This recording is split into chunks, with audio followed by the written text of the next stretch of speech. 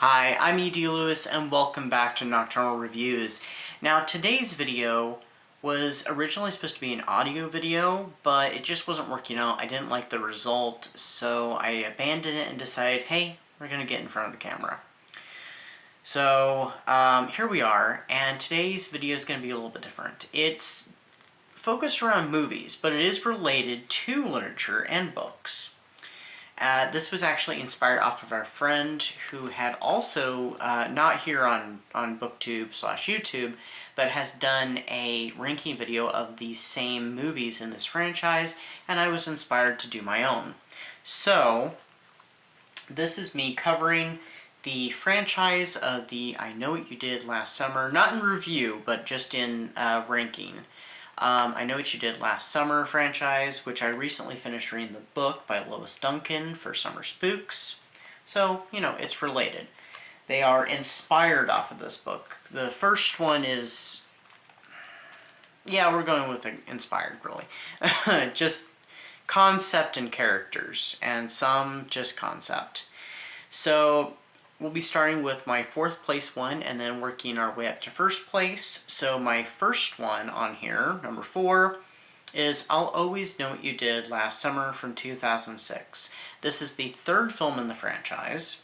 Oh, by the way, I will not be doing the TV show. I have not seen the TV show and I'm not sure I ever will watch it or not. If I get the opportunity, I suppose I might check it out, but it's not on my... it's not a priority. Let's just put it that way. It's not a priority. So I'm not going to go out looking for it, but if the opportunity should, then I might check out at least one episode, see if I like it or not, and if I don't... But anyway, so this is the direct-to-video sequel, back from when direct-to-video movies were popular. Many of those are not good. But there's a few good ones out there, some decent ones, but mostly, no. So this one follows a group of friends, Amber, Colby, Zoe, Roger, and PJ. They've staged a prank surrounding the legend of the fisherman, but the prank goes horribly wrong, and one of them meets a tragic fate. A year later, one of the friends receives an anonymous text message saying, I know what you did last summer. And this starts paranoia, finger pointing, unease, and a body count. So, this one, it's not overly well made. You can tell it was made much cheaper. They do start using the money, though, later in the movie with some visual effects that start happening. I can't tell you why or how that occurs because that would be spoiling the film. But I just did not like this one. No offense to anybody who did. These are all just my opinions, and my opinions are not the be-all. So if you enjoyed this one, I'm glad you do. If you do, feel free to, put it in the comments. I'd love to hear your thoughts on this film. It just wasn't for me. I felt like it was the weakest in the franchise. So number 3 is I Know What You Did Last Summer from 2025. So this one follows a group of 20-somethings, kind of a change from the other movies that are all teenagers or early college. These are all people that are out of college. So 20-somethings, Ava, Danica, Milo, Teddy, and Stevie,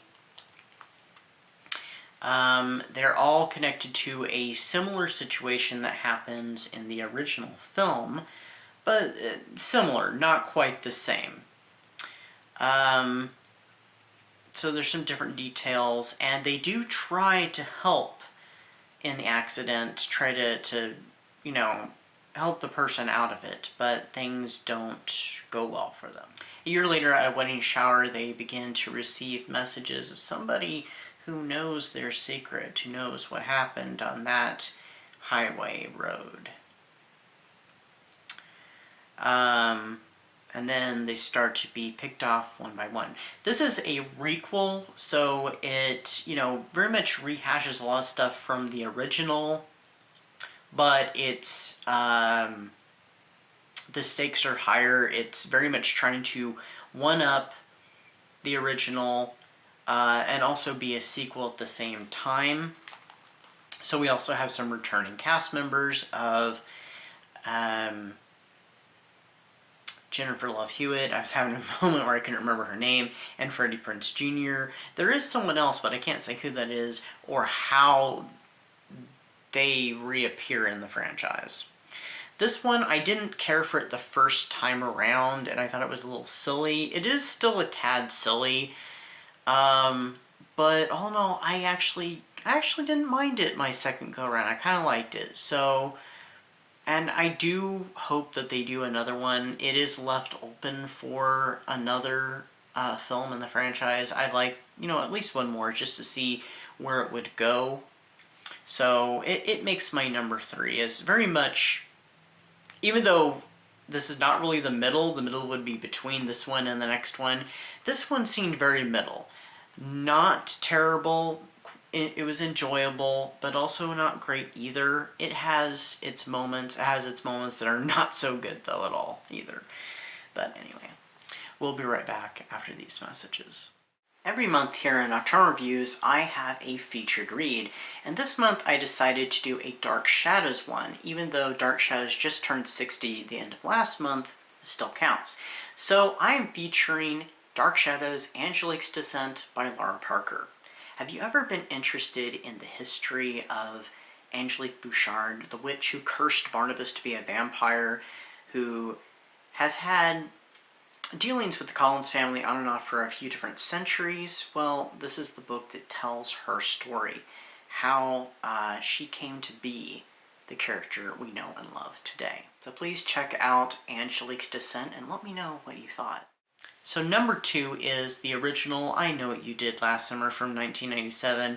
Very similar premise, of course, to the I Know What You Did Last Summer, and I Always Know What You Did Last Summer, where there is an accident that happens and a group of friends is involved.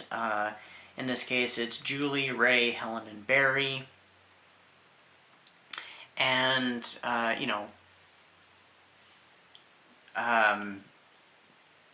there's, an accident happens on a highway. They try to dump the body, and then a year later, things start to happen. Julie comes home. Their friendship has dissolved. Julie's taking it the hardest. She's just unhappy. She comes home from college, and these notes start appearing, and her old friend group is being targeted. So they're trying to figure out who's doing this, who knows about this, and yeah. So it's very much that same type of thing, but this is where it all began. So it has a lot of nostalgia to it. It's late 90s, it's around that same time that Scream, it's the year after Scream came out, and it's also written by Kevin Williamson. It's not bad. There is some silly moments, the what are you waiting for, but it's still iconic. It has a relatively low body count, but it's one of those iconic slashers of the 90s, during that time when the slasher franchise was being reinvigorated. Because this was, like I said, at the time of Scream, also the time of Halloween H20, which was the big comeback for Halloween with Jamie Lee Curtis. So it's still a very important movie in the slasher genre. And my number 1 is I Still Know What You Did Last Summer from 1998. This one takes place 1 year later, and Julie and her college roommate, Carla, they end up winning a trip to the Bahamas. They take Carla's boyfriend with them and a friend that kind of has a crush on Julie. Ray stays behind, but during the movie, he is trying to get to Julie because he knows there's something wrong when something happens to him back in their hometown. So this one, I just thought it was fun. Everybody, I think, is more relaxed in many ways, and there's quite a few comical moments. And I liked the island setting. It was just, this was just more fun, in my opinion. And also, we get a young Jack Black, which is a weird little role. I think I heard that he actually had his name removed from the film, or asked to be removed. I don't really know why. I mean, his character is actually kind of a highlight. It's a quirky character. So this is my favorite one in the franchise. I don't know why. It's a little bit different. It does break the mold of the other ones because it doesn't start with, you know, a hit and run or an accident or anything like that, and then jumping ahead a year. No, this one, you know, starts with Julie, you know, dealing with the trauma and then trying to heal through it, and then things kind of go a little sour with Ray, so she's not sure what to do. So she, you know, she gets this chance to get away from it all, but it follows her. So, and her new little group of friends too. So anyway, that is my rating of the I Know What You Did Last Summer franchise. It's a fun franchise. It's not my favorite. You know, last year's when I saw the newest one. I just saw the third one this year and finally finished watching, because I'd only started the second one like a few years ago, and I never got to finish it. Actually, I started on streaming, and then I paused it, didn't come back to it, and it went off, and then I got the DVD, and I just opened the DVD this year for Summer Spooks, and I really enjoyed it. So it's the only one I own is the second one, but anyway.